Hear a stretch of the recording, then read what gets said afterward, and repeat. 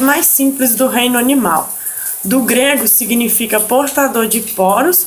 As mais comuns são as esponjas do mar, que vivem tanto em ambientes de água doce quanto de água salgada. Uma de suas características são assimétricos, são acelomados, não possuem tecidos e formam aglomerados de células que formam colônias. Esses animais eles são sésseis, ou seja, eles são fixos no ambiente.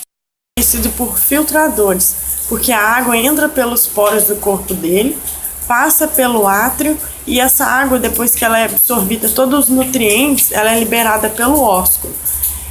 A digestão é intracelular por meio da célula que é mais importante nesses animais, são os coanócitos. Dentro dessas células é que ocorre essa digestão.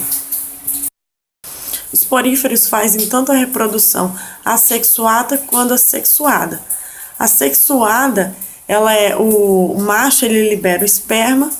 Esse espermatozoide ele entra em contato com o óvulo. Esse óvulo formará uma larva. Essa larva se desenvolverá e vai se fixar num substrato. A partir daí ele vai formar conjunto de células e mais tarde se formará em colônias. Agora, a sexuada, ela é por meio da gemiparidade ou regeneração. Na gemiparidade, ela forma brotos. Esse broto ele se desafixa desse animal e fixa num substrato. E a regeneração é por meio de pedaços que se quebram ou se desformam e por meio de mitose se formam em novas células, que se formam novas colônias. Quinidários, um pouco mais evolutivo que os poríferos, são em sua maioria água-vivas, caravelas, corais e anêmonas. Essas características são seres acelomados, têm simetria radial, possui sistema nervoso e digestório primitivo, tanto é que alguns falam que o sistema nervoso contém apenas cerca de 2 neurônios. São animais marinhos, tem a mesogleia, que é constituído de água, um tecido constituído de água. Eles são de blástico, possuem a endo e a ectoderme, e também tem uma célula urticante que serve como defesa, o quinidoblastos, que é liberado um filamento urticante que queima. E um animal mais perigoso que tem, mais venenoso sim, é a vespa do mar, encontrado na Austrália. A reprodução desses animais são tanto assexuada como sexuada. Na sexuada por meio do brotamento, gemiparidade, divisão binária, e a sexuada, troca de gametas, e também tem a alternância de gerações, que são as duas partes, tanto a sexuada e a sexuada, num só ciclo reprodutivo. Os plateumintos são vermes como Planaria, Tênia e Esquitossomos. Eles têm características principais como simetria bilateral, ou seja, um corpo organizado. Eles têm triblásticos, ou seja, 3 folhetos embrionários, e eles são acelomados e também eles têm habitat de vida livre e alguns são parasitas. Os plateumintos compreendem cerca de 15.000 espécies. Eles são encontrados principalmente em ambientes aquáticos, mas também podem ser encontrados em ambientes terrestres úmidos. Eles possuem um sistema digestório incompleto, pois eles não possuem ânus. Eles têm somente a abertura da boca, por onde eles se alimentam e eliminam suas fezes. A produção dos plateumintos varia de acordo com a espécie. A maioria dos plateumintos são hermafroditas, ou seja, possuem 2 sexos. Alguns se reproduzem por patogênese, que é o desenvolvimento de um embrião que não conseguiu fazer a fecundação, ou pode ser também a reprodução sexuada. Os nematelmintos são vermes de corpo cilíndrico, possuem simetria bilateral, onde pode separar um corpo em 2 partes iguais. Apresentam 3 folhetos embrionários, são chamados de um falso celoma por não ser um verdadeiro pseudoma. Ao contrário dos plateumintos, os neumatomintos possuem tubo digestório completo, com boca e ânus. Geralmente têm sexos separados e há uma diferença do macho entre a fêmea. O macho ele é menor do que a fêmea da mesma idade. Possui uma cutícula bem fina e delicada para proteger contra a desidratação. O sistema reprodutor deles é bastante desenvolvido, podendo produzir milhões de óvulos. E na cavidade corporal alojam-se os ovários ou testículos. Anelídeos são compostos basicamente por minhocas, sanguessugas e poliquetos. As minhocas contêm anéis que ajudam na sua locomoção em ambientes terrestres e os poliquetos contêm cerdas que ajudam na locomoção em ambientes marinhos. Características delas são que são triblásticos, possuindo ecto e mesoderme, são celomados, não fazem equidízia, a troca de pele, são bilaterais e elas têm um importante papel ecológico no ciclo de nutrientes. Contém um sistema circulatório, digestório e respiratório. E as minhocas, por exemplo, elas são a maioria hermafroditas, mas elas fazem a fecundação cruzada. Precisa do macho e precisa da troca de material genético do macho e da fêmea. Os moluscos constituem um filo de animais invertebrados marinhos de água doce ou terrestre, sejam eles ostras, lulas, polvos e os caramujos. Os moluscos são variados e diversos. Muitos são conhecidos como conchas decorativas ou mariscos. Eles possuem um sistema digestivo completo. Reprodução. Os moluscos têm reprodução assexuada, sendo que a maioria são hermafrodita.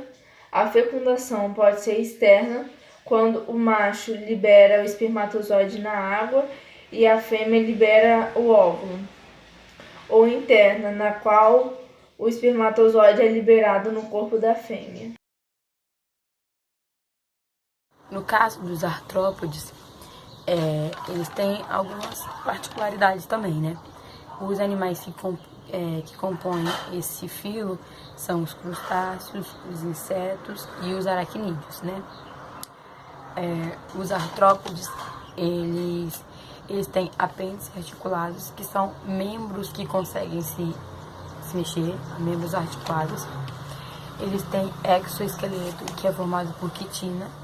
Por exemplo, o caranguejo, ele tem aquela pata dele maior. Então, aquilo é o esqueleto dele, entendeu? Como se fosse uma armadura que serve para ele se locomover, para ele se proteger, para ele se mexer. Eles têm um crescimento diferente. O crescimento deles é limitado. A estrutura limita o crescimento deles. No caso, eles crescem até o tamanho que a estrutura permite que eles cresçam, e depois disso eles têm que largar a estrutura e desenvolver uma nova estrutura para que eles consigam crescer mais. Todos eles têm simetria bilateral, que é assim, se você partir eles ao meio, os dois lados deles vão ser exatamente iguais. Eles têm tubo digestório completo, normal. O sistema circulatório deles é aberto. E outra característica que eles possuem também é um par de pata que eles utilizam para pegar as coisas, para se alimentar, né, que eles pegam para poder se alimentar. E é isso.